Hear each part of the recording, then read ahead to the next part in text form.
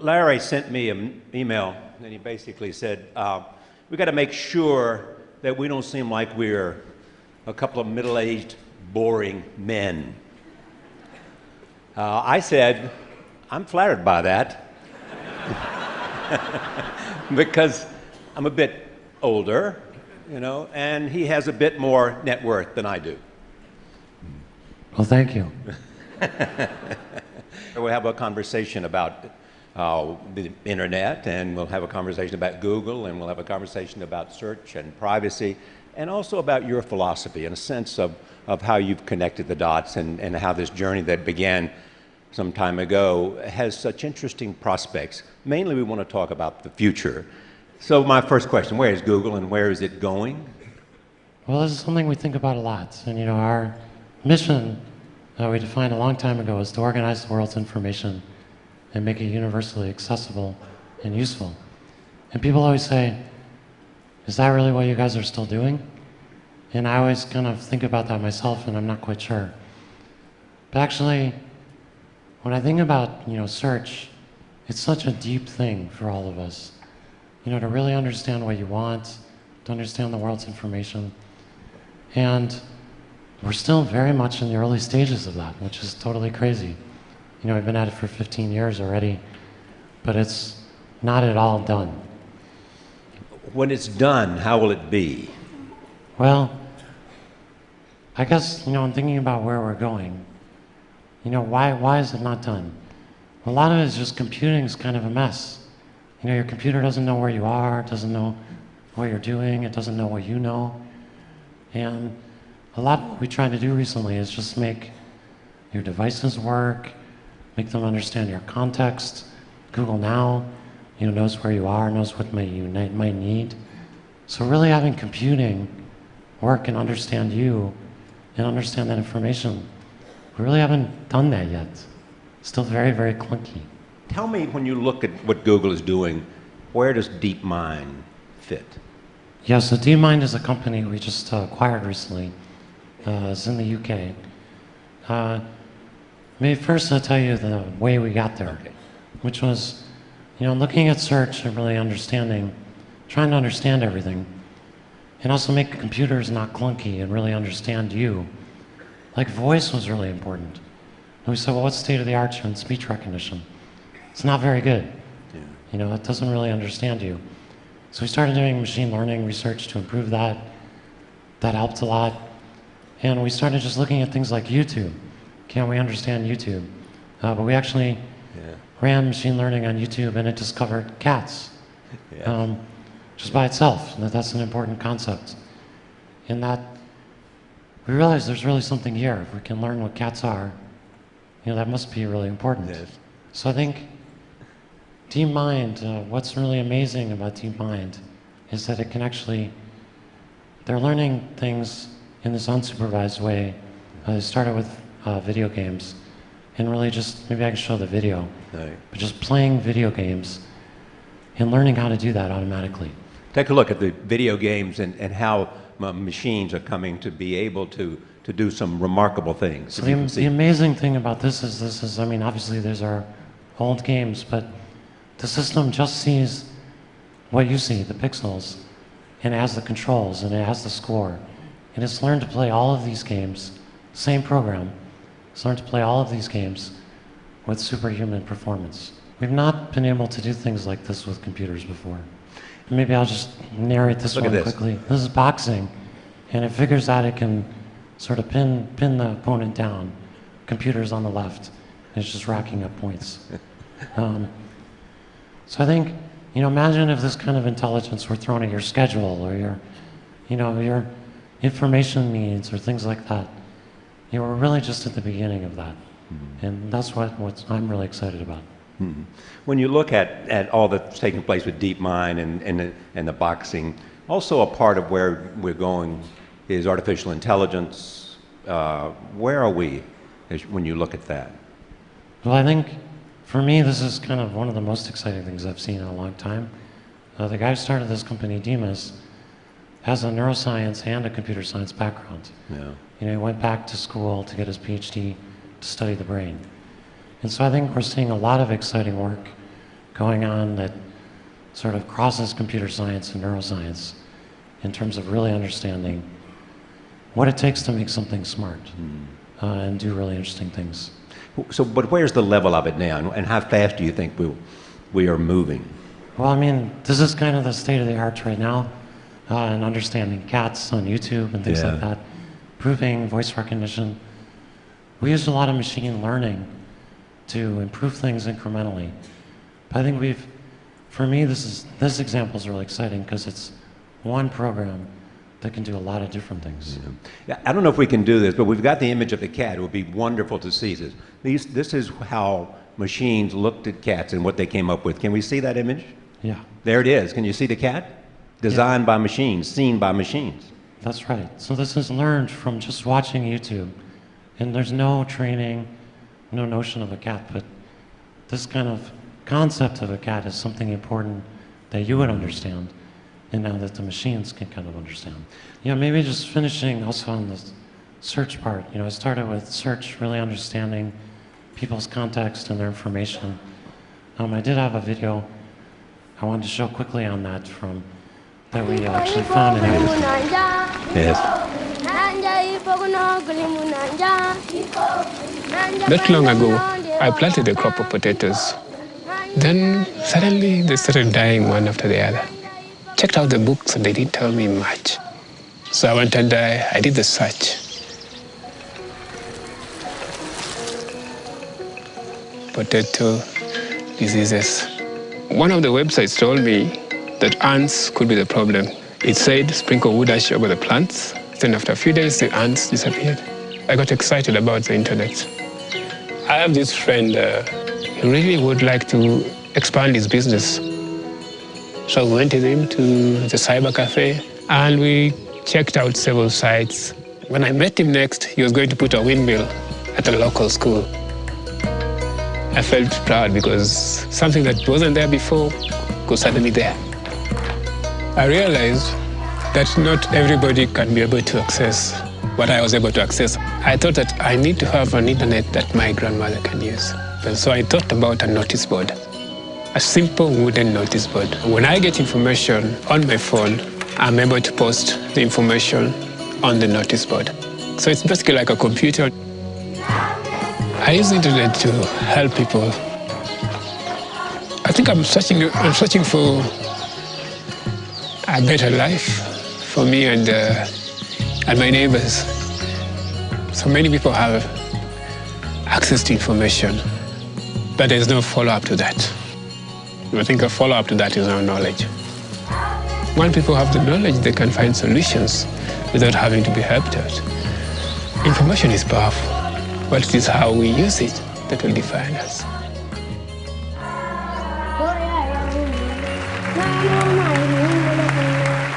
Yeah, the amazing thing about that video actually is we just read about it in the news and we found this gentleman and made that little clip.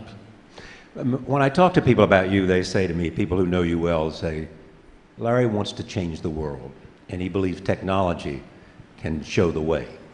And that means access to the internet. It has to do with languages, but it also means how people can get access and do things that will affect their community. And this is an example.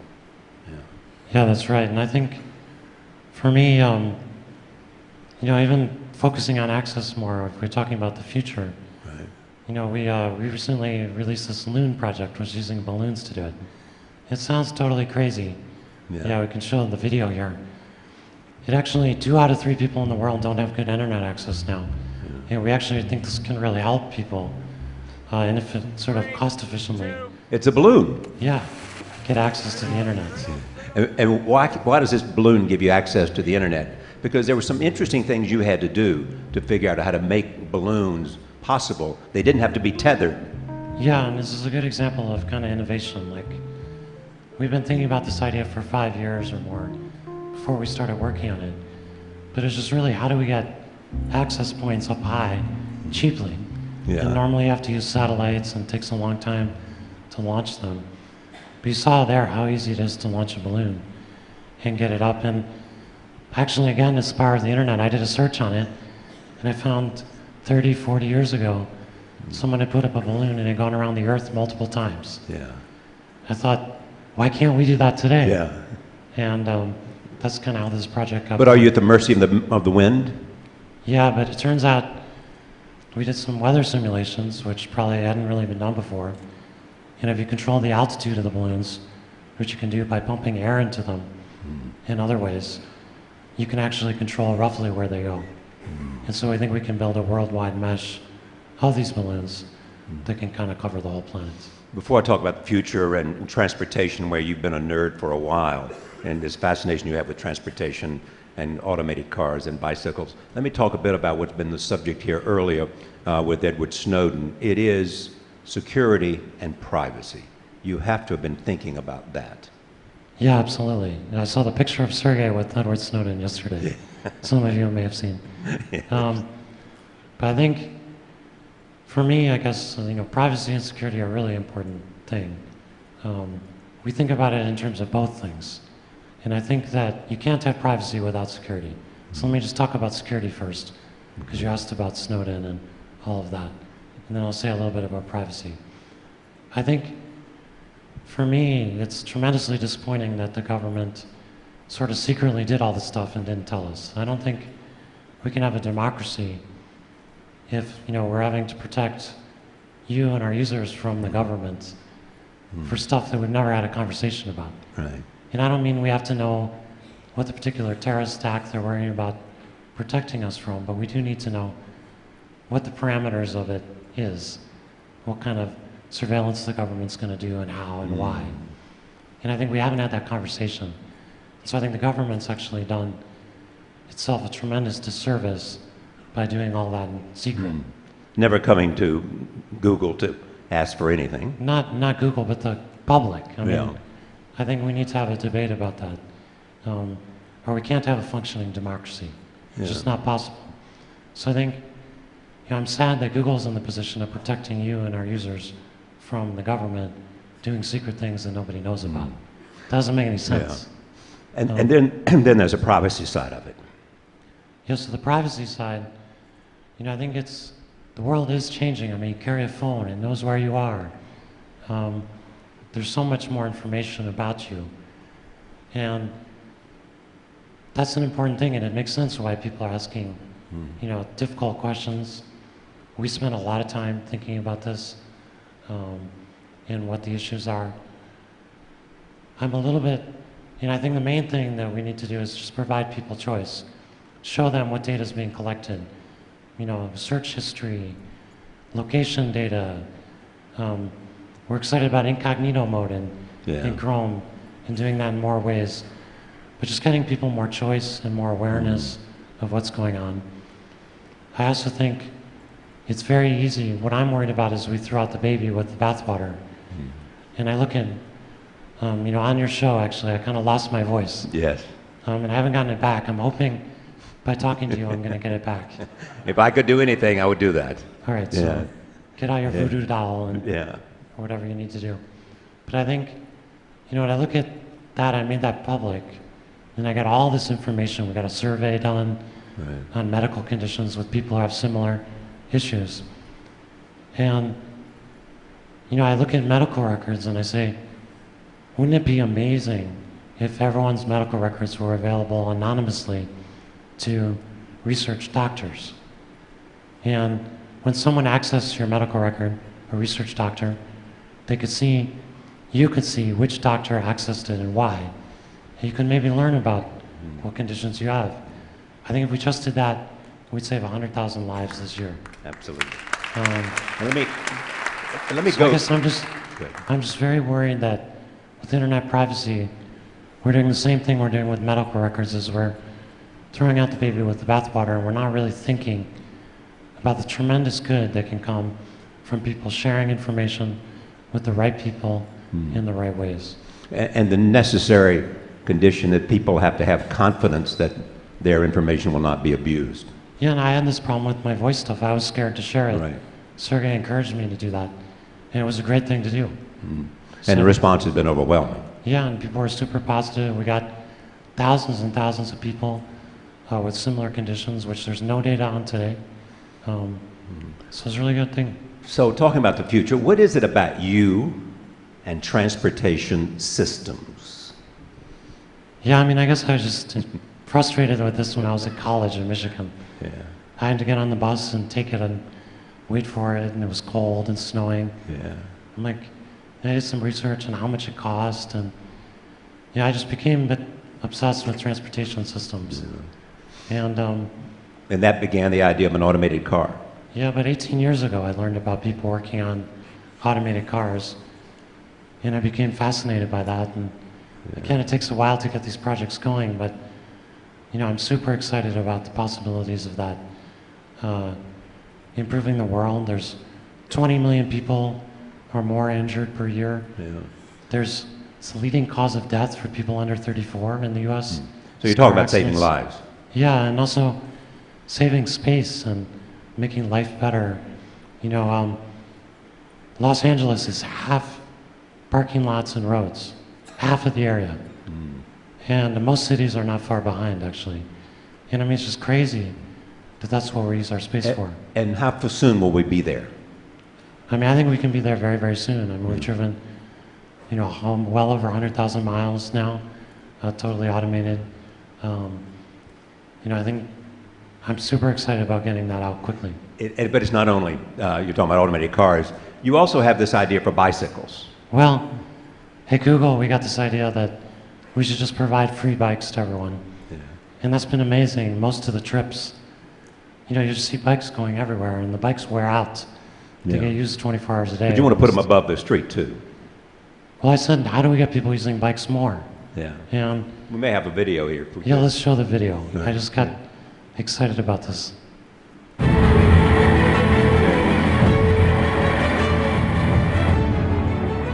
So this is actually how you might separate bikes from cars with minimal cost.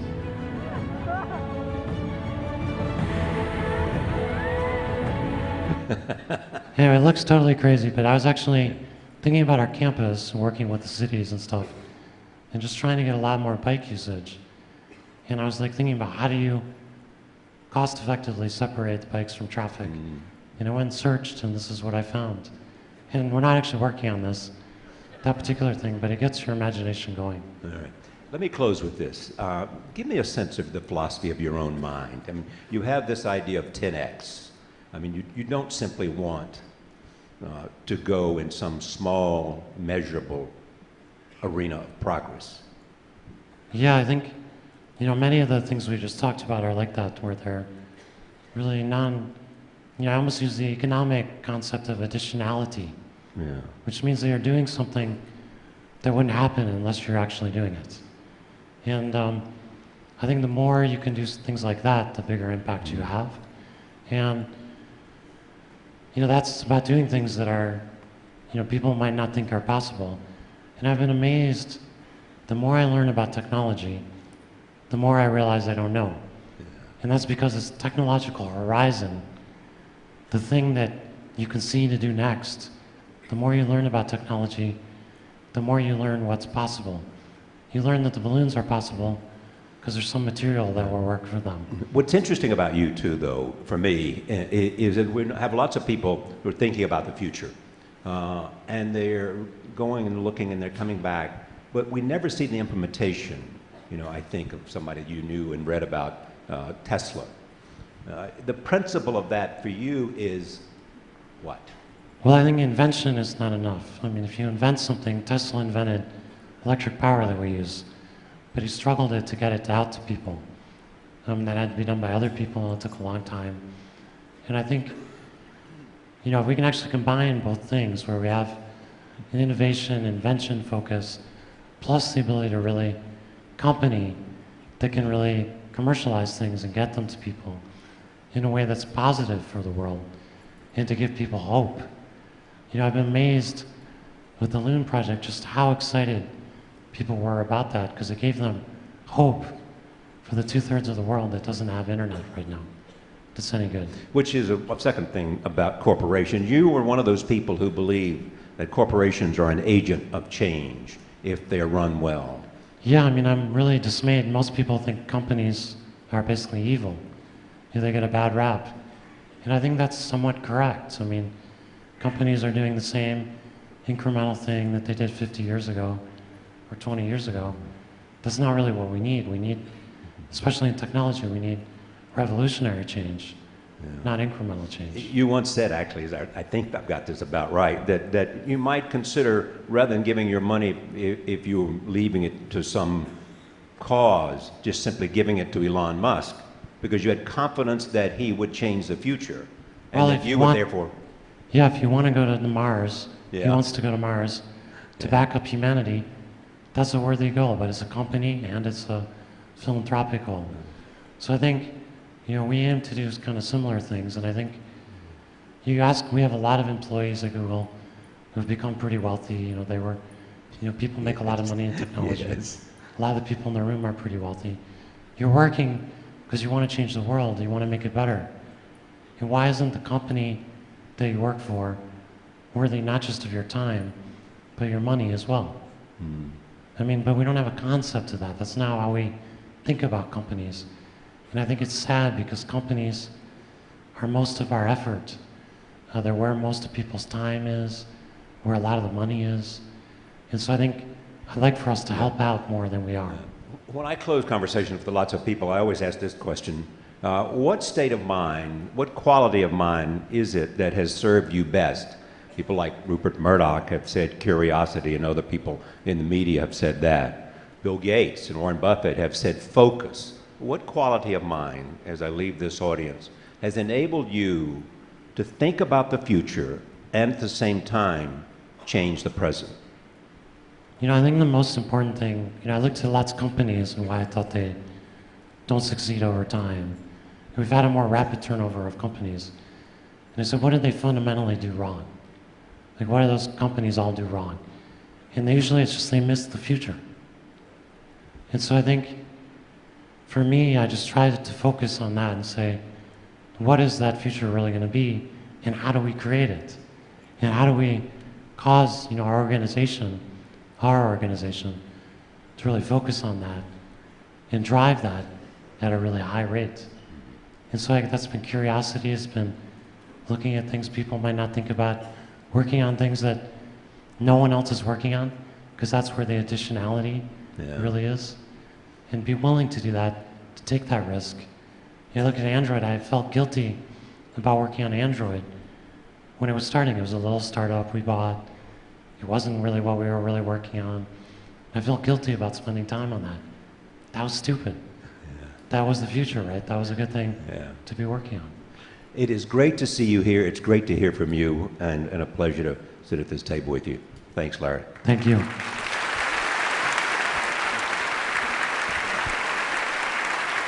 Larry Page.